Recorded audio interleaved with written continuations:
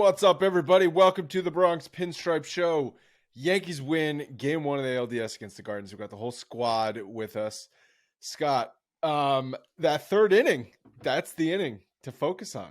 Cole escaping the bases-loaded jam after a call not going his way, a call that was a strike. It was clearly a strike. Umpire missed it. We've seen this.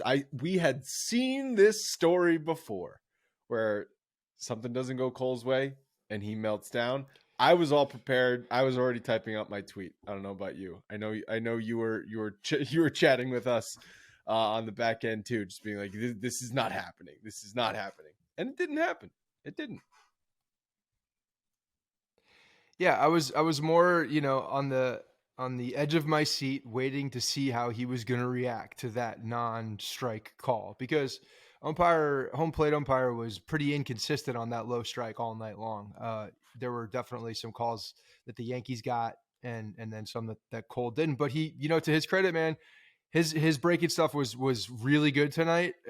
He wasn't controlling the fastball early, but it seemed like he got better as the game went on. But his breaking stuff was good. I mean, it was really good. So he was able to kind of, get himself out of jams with the breaking stuff, because usually, I mean, he has good off speed normally. But he's got a dynamic fastball, and I didn't think the fastball was as good tonight, but he really, I think, bailed himself out with the it was especially glaring in the first few innings where the fastball was either in the middle of the plate or it was up and away to lefty batters or just up in the strike zone, just wild. And he was getting the swings and misses on the knuckle curve. His knuckle curve was sharp, but I'm sitting there wondering how far can only a knuckle curve take you in this game? And there was a real concern there for a while because his pitch count was climbing. 24 in the first inning. I mean, he really came back to earth, because that was dicey. That first inning, you're looking at what was transpiring in that first inning, and you're setting yourself up for a tough day. The IKF error obviously didn't help his pitch count. Yeah. But yeah, the third inning was long, bases loaded, and they escaped that. And I think, what was it, the fourth inning after the Bader solo shot that he came back and finally had a quick inning? I think it was would have been the top of the fifth that he finally had a quick inning and he settled in. And I was texting with my dad. I was texting with you guys. It's like, do they bring him back out for the seventh inning? Because that was the conversation you and I had on the last show. It's like, how far are they going to push him? Like, this bullpen has huge question marks. If you're going to push guys, it's in these first two games when you have the extra off days built in, so you can push Gerrit Cole a little farther.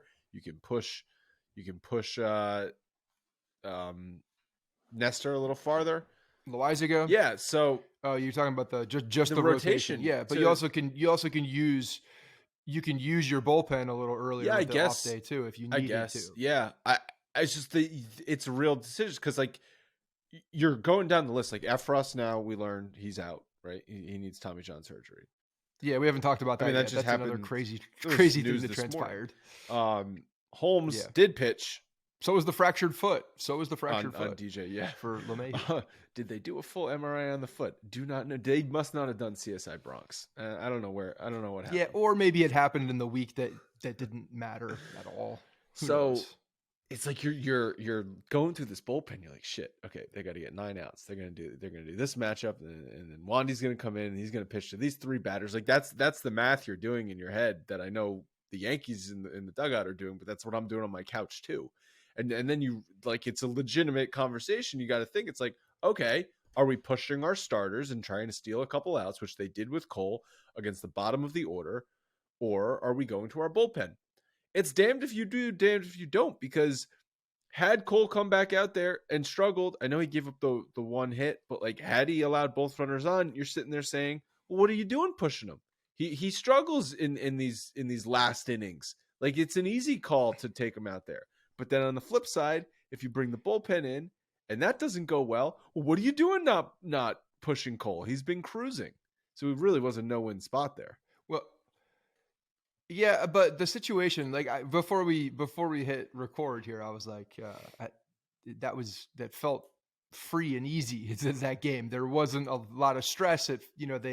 once Rizzo hit that home run, it was just like, that game just ended quietly, which is nice against the team. I mean, you look at what Cleveland's been doing in the playoffs, they haven't gotten runs across the board either. I mean, they won very low scoring games against Tampa. It's not like their offense is, we talked about this in one of the previews, is like, there's two guys on this team really that scare me a little bit. And it's Ramirez and Naylor. And Ramirez got on base a good amount, but they were able to keep Naylor down. The other guys, just like, they're a bunch of dudes out there that don't strike out a lot. They're pesky. They will, run the bases. But the thing about what today I think served really nicely is that home run was huge, because that gives you a 3-run lead, 4-1 with Cole going into the 7th inning. Like, to me, no brainer. You throw him back out there because of the 3-run lead. And then you wait until something happens. Like if he gives up a home run, if he gives up a base runner, if he walks a guy, whatever. I don't think he was going to face Quan like, again. You have I think that was no matter. No, whether he got the first two guys out again, I don't think he was facing Quan again. I think they were just going to have him pitch to the bottom of the order. That was the third full time through the order. And I think because Quan, you say Naylor and Ramirez are the guys. Like, I don't know. Quan had some really good at bats tonight. Obviously hit the home run, but Quan's good. He's a pain in the ass. He doesn't the ball strike hard, out. He's very his good. First at bat lined out to Rizzo. Like, I don't love seeing Quan at the plate either. I guess, but maybe it's not like that dude scares me though. He's going to put a good at bat. He's a good hitter. At bat, and if he comes he's up a good hitter on base, he's a good hitter. Josh Naylor just looks like he's going to beat the living shit out of you though. Every time you look at his face, like, that guy scares story. me. You're talking about two different things. I'm just saying. I'm just saying he looks the part. Okay. But yeah, whether he was going to go in for Quan or not, I thought it was a no brainer to get him back out there. And then the first sign of any kind of trouble, any base runner, you pull him, because even if you have a runner on, 2-run shot doesn't tie the game at that point. Right. So it worked out where the next guy got on as well, and they got out of the jam. But the thing is that with Cole, you can grow him out there, because you can control, even if he gives up a home run, you're not going to allow him to, the game can't get tied or a deficit being erased. So he was in a good position. Boone was in a good position, I thought, for that. Do we have the pitch count by inning? Because I believe he was at, like, in the high 60s after. Was it high 60s or high 50s after the third inning, and then ended with just over 100 pitches? It was 24 after the first. Yeah, the first 3 innings were long. It was probably after and then third. he had, I mean, because I was talking with some people on Twitter, and they're like, well, he's been cruising. He's had easy innings. You got to bring him back out. Like, and that, I get that take, right? It's like we have said this a million times before. It's like, you do have to use your eyes in these games, and you have to use what you're seeing recently in the games to make decisions, as well as just numbers and spreadsheets and, well, whatever the plan or quote unquote plan was or is. How about the Mariners game when bringing in freaking Robbie Ray? The Mariners and the Astros. Absolutely nowhere. Can we deal with the Astros in next week? It was so predictable. I was watching it. I knew it was coming so clear. I gotta tell you, I want them to win, because I want the Yankees to play them. That's what we've said. This it feels like for your opponents. Well, I want that. I don't care. I'm with Scott. I need to beat them. It's a rite of passage. It just has to. Now, I'm not saying it's going to be easy. It's not. It's not going to be easy. It's going to be very difficult, but it has to happen. Got to go through Houston. Got to beat the best to be the best. I don't disagree with you guys that if the Yankees do go on to a championship this year, if they go through Houston, it makes it way more sweet. However, the Astros are really good, and that's going to be a tough series. Look, when we're also, taking a look at what the bullpen is, Holmes closed the game out. That was very positive, right? We didn't know if he was even going to be available today. They were kind of being a little, earlier in the week, they were being a little non-clear. He had a great bullpen. He had a great bullpen yesterday, and he just magically was healed. A lot of great wet throws. A lot of great wet throws. That arm was really, really lubed up. But no, he looked good. And then Wandy Peralta, we're going to see Wandy Peralta in a lot of high leverage situations. I think. In Why these not? playoffs. I think Wandy Peralta is going to be a guy to circle as one of these unsung heroes that is not going to get, a lot of people don't know who he is. There's not going to get a lot of love across the league, but he's going to be looking back. If this team makes a run, I think Wandy Peralta is going to be one of those guys where you're like, oh yeah, Wandy Peralta had a freaking hell of a, he's going to need to, because there's no one else out there for those high leverage spots beyond the three guys. Trevino really. Too. That's the four. Right. It's Holmes, Trevino, Loizaga, and Wandy. Those are the four. And then after that, you're kind of mixing and matching in the middle innings, depending on what you need. And if you're bringing in someone else out of that bullpen in a high leverage spot, that's dangerous. I mean, not that any of the guys it's like you feel fantastic about, but it's really dangerous if you're bringing in someone else in high leverage. They're gonna dance a really fine line now if it rains on Thursday, because they could get forced to play 4 days in a row, which is not going to be good for this bullpen. It's not going to be good if they have to start Nestor on short rest in Game 5. Although that affects both teams, but that's what I was saying, because they were talking about it on the broadcast that means no matter what, Bieber and Nestor. Tristan McKenzie. McKenzie can only pitch once in the series. Yeah, but were you surprised that Bieber didn't throw tonight? Because didn't he pitch on Thursday? He pitched Friday. Yeah. Was it Friday? Yeah, game one of the wild card was Friday. Okay. No, I'm not surprised. You've got him. Yeah. I was thinking it was Thursday, and I was doing hypothetical. It's hard. It's hypothetical situation. If this was a normal ALDS schedule and game 2 was Wednesday night, Bieber would be pitching Wednesday night on short rest. I don't doubt that. Yeah, but Wednesday the fact wouldn't that be short rest. Sorry, Sunday, Monday, Tuesday, Wednesday would be. It wouldn't be regular. No, okay, so. It would be a true. Dude, this schedule is messing with me. It just makes no sense. And then when and if we get to the LCS, they don't have one off day in the 7 games. Don't stop playing. It's just like who needs off days? Who needs off days when you have the 2 best teams in each league? Let's just get rid of all those off days in between the wild card and the end of the game. So what do you think that because Thursday does look like a washout potentially. So do we think that benefits the Yankees or the Guardians? Probably the Guardians, because they're the ones that came off that 15 inning, marathon the other day. They have, probably not even that arguably the better pitching staff right now. So I think resting that pitching staff is a move in their direction. But again, the Yankees offense is good enough where it can take on any pitching staff. So I feel good about the way that the offense is rolling right now. And who they have out there, but I think it does benefit their pitching staff because they're better, they're deeper.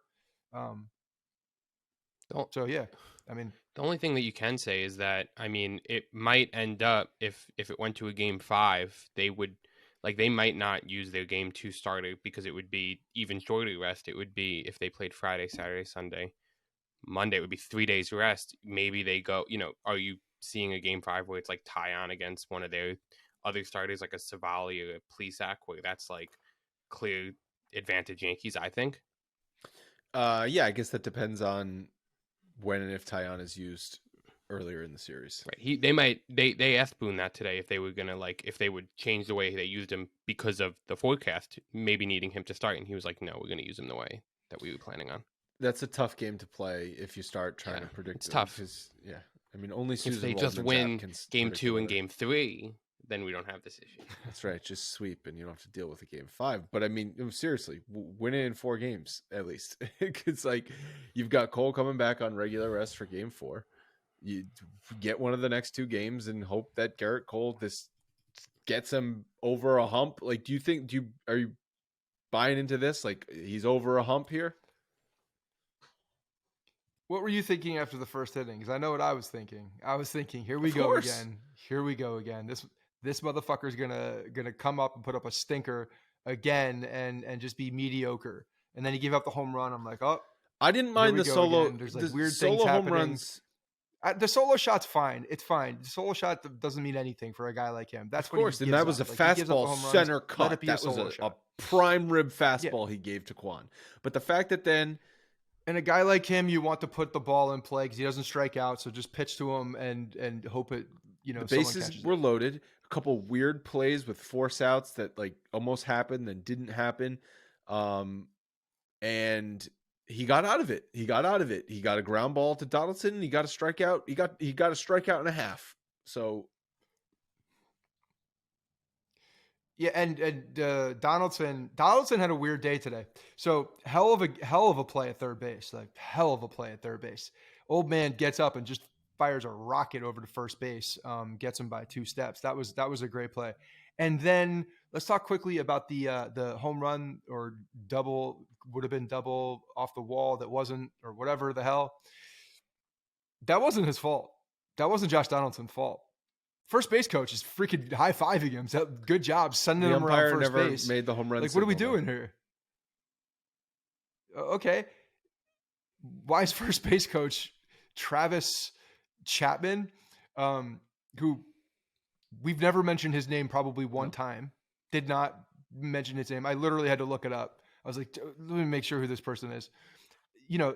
Literally yells back, tells them what to do, points at a bag usually, points at first base or points to second base, gives them the gloves, the mitt, hands them there's no job. Like, No, just you've pay got attention. First base is the easiest job on the in the entire stadium. He's got an easier You've job got than to the relay ushers some do. signals every now and again. Yeah. No. I mean, that is a tough spot for Donaldson to be in. But the problem with that is that Donaldson has not run on a number of balls this year. And so this is another one. If Donaldson was a guy that just didn't pimp fly balls to the warning track all season, then I might be on your side. But the fact that he has, and I believe this is now the third instance of this happening, the second one right down into the short porch where it was off the top of the wall. It's like, hey, dude, just run when you hit a pop up to right field, because that's a pop up to right field.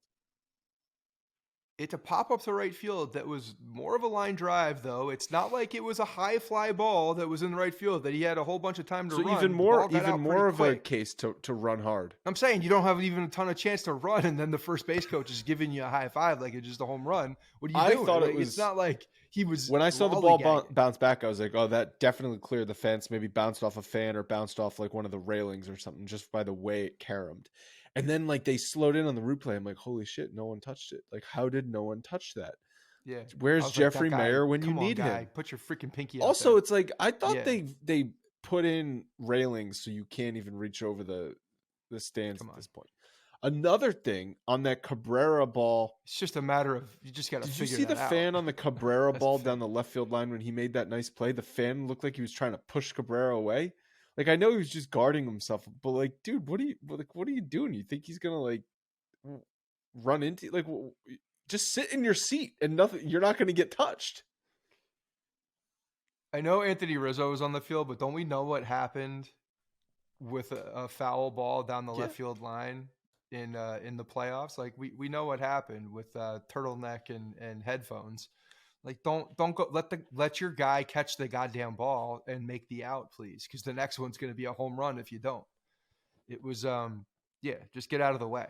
Thankfully Cabrera made the play, and then I think that was the next pitch, right, or the next at bat was when Donaldson made that play down the line. Yeah, no, Donaldson made a couple nice plays, and he did. I'm with you. I don't fully blame him for that. I'm sick of Donaldson not running on balls. He had a good day. He hit a, he got what, he had a base hit as well. So, I mean, I think he walked too. He had a good day. He had a good day. IKF did not have a good day. Obviously the error. IKF did not have a good day. Obviously the error in the first inning, but a really horrendous at bat in his first at bat where he hits into the double play with 2 on. Quantrill, who, I don't know how I missed this. It's Paul Quantrill's kid. That's Paul Quantrill's kid. Okay. Yeah, I knew that. Paul, what I did miss is that he hadn't lost since like July. Yeah. No, I mean, he looked good up That's until the end of his outing. But so IKF comes up Quantrill had already walked 2 batters and was kind of wild to Cabrera, even though Cabrera struck out. I believe he only threw 1 ball in the strike zone to Cabrera, even though it was a strikeout. And IKF swings at the first pitch and bounces into a double play. It's just a bad approach, bad at bat. Yeah, he did not have a good day. Thankfully, he made that double play up the middle, gloved it, stepped on the bag, and threw a bullet to Rizzo. I was holding my breath, though, when he was out there. I'm not going to lie. Because that first ball, he's got to make the play. So yeah, not a great day for him. He needs to tighten that shit up because the crowd was about to get on his ass too. If the Yankees, if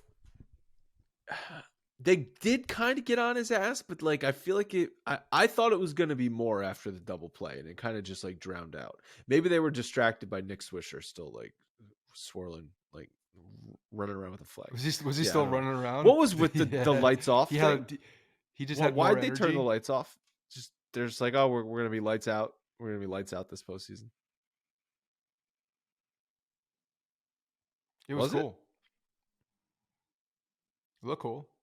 All the lights on. Matt, all the lighters on. Was that planned? Was it planned? Fake lighters.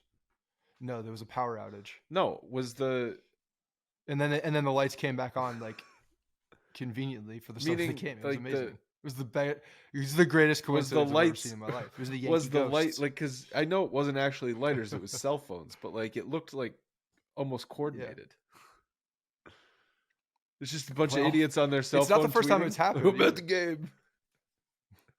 Yeah, they're just turning the lights off to be like, watch the game. Look at everybody on their phones. Everybody's on their phones. Watch the game. This is why we have to have nets up. But like they didn't show any of the pregame. They just like went. It was like they went to the game and it was 5 minutes before first pitch and the lights are off. I'm like, what's happening here? The other big. So if we're calling Gerrit Cole striking out to get out of the third as the biggest out of the game, the second biggest out for the Yankees in the game was Loaizaga, getting the out in the 7th with Ramirez on deck. That was because the tying run was up. Ramirez is on deck, and Loaizaga gets out of that jam. Yeah, huge play. It was a good play for Loaizaga. Loaizaga needed it. I think we need Loaizaga to be lights out. We do. Speaking of lights out, we need Loaizaga to be lights out because he's I think the second most dynamic guy out there, right behind Holmes. If you have 2 guys in the bullpen that can dominate, it's those 2. Those are the 2 guys that can dominate. So need him to be, uber confident. How about the hometown kid coming in, getting his first home run as a New York from Yankee, Bronxville, Harrison Bader, John it up. I know. I did. He's from Bronxville, New York.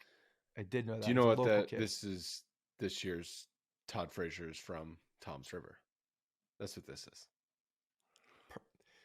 Yeah, but it's not because Todd Frazier had a picture with Derek Jeter, okay, from the Little League World Series, and that was what was always talked about. It wasn't just that he was from Tom's River. It was because he was from Tom's River, and Tom's River went to the Little League World Series, and they won, and he stood behind Derek Jeter. Why didn't Tom's River was like full circle. Little League go to a Phillies game? Because they're closer to Philly than they are New York City.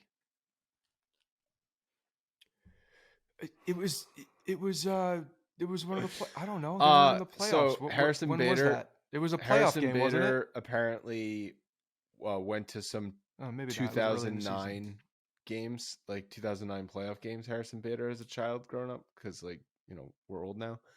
So I'm waiting for a picture to be dug up of him like in the stands at like the game that like. I feel like we would have already seen it if it's not already out there and we just missed it. They did some work on the Cole one. The one that they showed on TBS today, that thing went into Photoshop. There's no doubt about it. They took it in, they optimized it, they blurred out the background. The sign that he had. Yeah. They definitely made it a lot more clear. I was like, ooh, someone manipulated the shit out of that picture.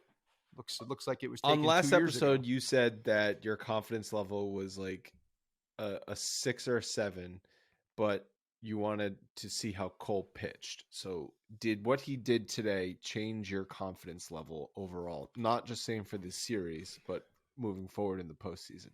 Did he show you enough tonight to make you change your tune? I'm really trying not to. I'm trying not to shit on him a little bit, just like a little bit. I don't know why I feel like I have to. There's like some part of me inside of me that's like, man, I don't know. There were so many opportunities that there was close to falling apart. But it didn't. It didn't fall apart. But it didn't. No, I know it didn't. I didn't. And I shouldn't feel that way. I should not feel this way, but I do. I'm just being honest. There's something inside of me that still doesn't give me the full amount of confidence. It was a very, very, very positive step in the right direction, because if this man has confidence, if this man has the mental fortitude to execute to his abilities, this team can absolutely go far. So along those lines, and I'm talking myself into it further now, yes, my confidence is higher. Yes, for this series, no doubt about it. This was they needed to win this game. I thought it was it's ridiculous to say that game one is a must-win game, but when Gerrit Cole is on the mound at home, you got to win that game. He's got to win that game. Well, with Bieber and McKenzie for them to coming up in the next two starts, and Gerrit Cole at home, it's pretty close to a must-win. Well, it was a must-win, but it wasn't a can't lose, because there was always going to be a tomorrow. Okay, but you know what I mean with the level of need for him to come out there and execute, because there was a lot of doubt in not just yes. on this show, in the mind of a lot Absolutely. Of fans. There was a lot of doubt for him stepping out there, and what he did was he looked it, he knew it was there. Pressure is a privilege, and he executed. So I applaud Gerrit Cole for going out there and executing. This is what we paid him for. I wanted him to finish 7, but he wasn't allowed to. Here's what I'm going to say. Sometimes I mean, you don't throw 24 innings in the first inning, 24 pitches in the first inning. It was as ugly as a 1-run over 6 1/3 inning performance could be, because of the messes he had to get out of. Would 7 dominant shutout innings of 2 hits and 10 strikeouts have optically looked better? Of course. But sometimes, would have made my confidence. Would have made my brain feel better this is too. This is a positive forward, and even though it was ugly, but he battled through, could actually be more beneficial than just cruising through 6 or 7 innings where he wasn't even challenged. I get it, but I also know what this Cleveland offense is. And they're not great. They're not great. They're good, but they're not like a powerhouse offense. So that type of performance against a better team, even Seattle, Houston, those mistakes are going to bite him in the ass. So that's where I'm I'm feeling good. Not trying to shit on Gerrit Cole. I'm not doing that. I'm positive. I'm in a good spot. But at the same time, I think that that same game against a different opponent, very different box score. Gerrit Cole outpitched Justin Verlander. He outpitched Max Scherzer. It was terrible. He outpitched Jacob deGrom. Yeah, it's true. I know different offenses, but no, that's not the only thing I wanted to say other than defending Gerrit Cole, because that's what I do.